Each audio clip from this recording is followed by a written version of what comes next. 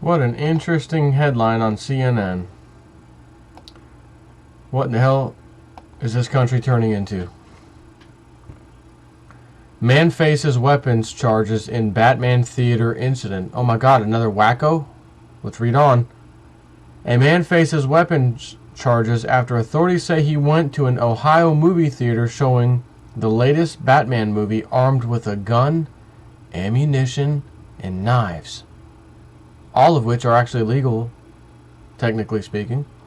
Scott A. Smith, 37, is due in court Friday on 2 counts of carrying a concealed weapon and 19 counts related to carrying weapons, quote, under disability.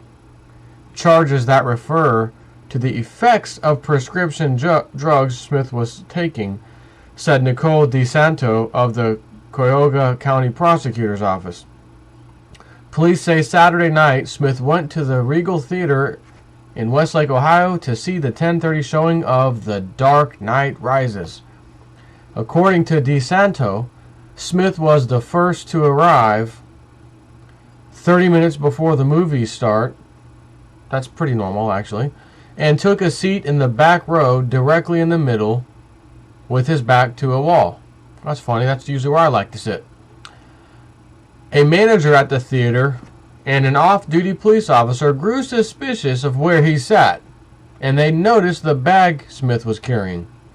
They asked him if they could search the bag, and he let them, and they found a loaded 9mm handgun, 2 loaded magazine clips, and 3 knives. Police said Smith was carrying another knife on his person. In other words, all of that would be considered concealed carrying. Smith told the off-duty officer he was carrying the gun and knives for protection. I mean, for God's sakes, didn't we just have a guy come in and shoot a bunch of people up in a movie theater and no one could protect themselves? And he's going to see the same movie that everyone else saw? Probably not a bad idea to carry some protection with you. Let's read on. So he said he was there, brought it for protection, to protect himself and other moviegoers, said police, who took him into custody. A search of Smith's home turned up more weapons, including rifles, shotguns, and survivalist gear. Now, it doesn't say if they asked him if they could search his home. Maybe he did let them. He certainly let them look in his bag. Now, I'm pretty sure if you planned on going there shooting up the place or killing people, you probably would have said, no, you can't search my bag, piss off. And the movie manager could have said, well, we don't feel comfortable with you. We're going to give you a refund.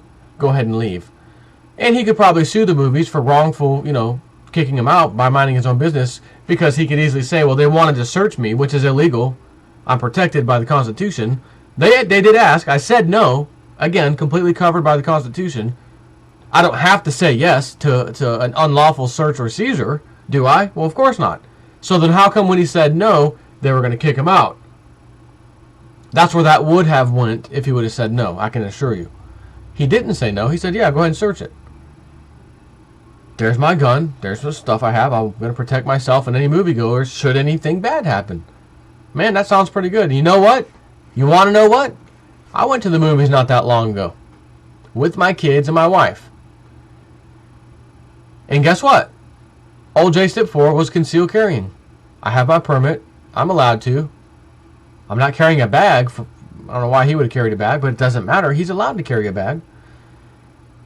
Everything was fine. And if someone would have came in that movie theater while old J Snip 4 was there and tried to kill some people or shoot up the place, I would have tried my damnedest to stop that and kill the bastard, whoever did it. I'm not going to point a gun and tell him freeze and stop when he's shooting the place. Nobody would. You would just open fire and kill the guy. But no one could do that in Aurora because they actually had some unconstitutional gun banning laws for that, city area or I don't know if it was a city or the county, but an ordinance or whatever. It's unconstitutional. The problem is a lot of people don't fight it. So it just stands, and everyone, okay, we're not going to do it. But if you fight it, you'll realize, well, they'll win time and time again. It's already happened multiple times when people actually fight it against the city or municipality that's putting this little ordinance in as if they've got the right to do that. They don't. This is a nationwide policy. The first 10 amendments are, Bill of Rights, etc. So I don't see anything wrong with this as far as what he's done.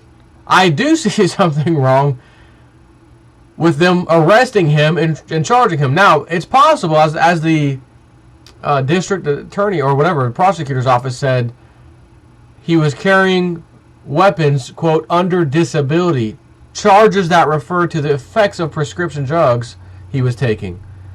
So I don't know if under whatever law he's in, Ohio, if part of the concealed carry permit says in the permit or when the process of getting the permit, you can't carry a weapon if you're on prescription drugs or other drugs. I don't know that there's some kind of clause in there, so I can't comment, to be honest with you. I don't know why there would be, but I guess there could be. So I don't know what this under disability thing that they're trying to charge him with, if it'll hold up or not. Again, he's going to have to fight it himself or hire a lawyer, and apparently he's got a lawyer somewhere because it mentioned it.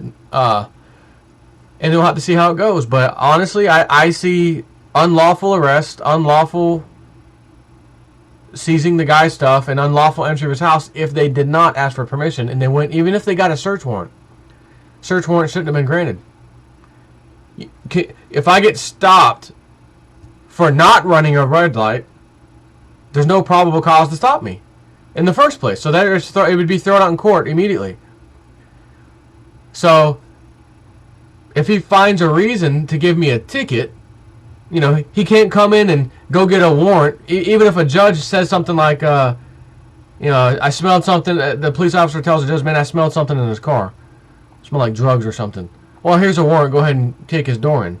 Well, first of all, the stop itself was unlawful. And anything leading up after that, because the stop originally was unlawful, would be thrown out. So, I mean, that's how it should go. So, again, it did not say that he did or did not allow them to search his house. It didn't say they wouldn't seek the warrant and got it. It didn't say. It just said to search his house. So, again, if he's complying again for the second time, go ahead, search my bag. Oh, now I'm getting arrested. Can we search your house? Go ahead. And you know what? He has nothing to hide. A law-abiding person wanting to protect himself and others at a movie theater, should some crazy guy come in, I don't see the problem with this. I do see the problem with the effects of what just happened of him wanting to protect himself and others. This is pretty disturbing.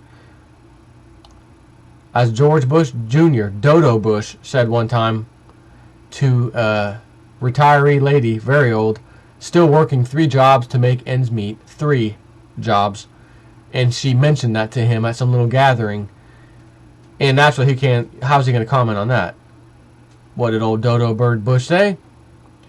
Truly American. Truly American. So I'm going to leave you with that. You have a lawful right to carry your gun, and you're trying to protect yourself and others against bad, crazy people, and the cops come and arrest you? Truly American. Truly American.